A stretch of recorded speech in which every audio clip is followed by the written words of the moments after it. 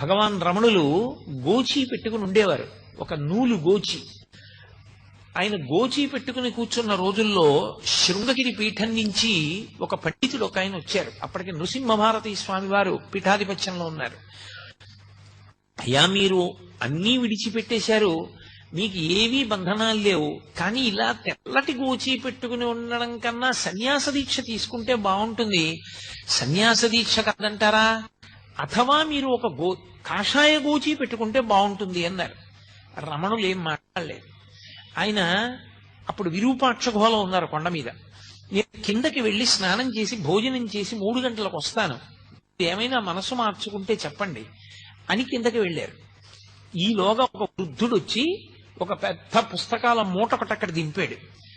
నేను ఇంకా స్నానం చేయలేదు, స్నానం చేసి వస్తాను, ఈ మూట చూడు అని రమణులకి చెప్పి వెళ్ళి, రమణులు కిందకి దిగి ఆ మూటలో పైన ఉన్న పుస్తకాన్ని ఇలా తీశారు. దాని బట్టకి నొక్కుంది. ఎక్కడ నొక్కుందో అక్కడ తీసి చూస్తే సంస్కృతంలో ఉన్నటువంటి అరుణాచల మహాత్మ్యం పుస్తకం, ఆ పుస్తకంలో ఉంది. ఆ కొండకి 24 మైళ్ళ పరిధిలో ఏ దీక్షా నియమము లేదు, అందుకని సన్యాస దీక్ష అని ప్రత్యేకంగా తీసుకుని ఉండవలసిన అవసరం లేదు అరుణాచలంలో అని. ఆ వచ్చిన పండితుడికి అది చూపిస్తే తెల్లబోయి వెళ్ళిపోయారు.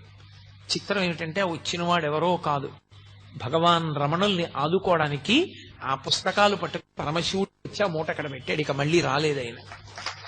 ఆ బ్రాహ్మణుడు వచ్చి ఆ పుస్తకాలు భగవాన్ రమణుల దగ్గర తీసుకోలేదు. అంతటి పరమ సత్యమైనటువంటి క్షేత్రం ఆ క్షేత్రము. MBR farm to your home.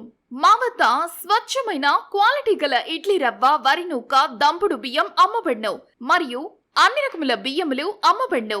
మా బ్రాంచ్లు గండేపల్లి, మండపేట, చెల్లూరులో కలవు. MBR farm to your home.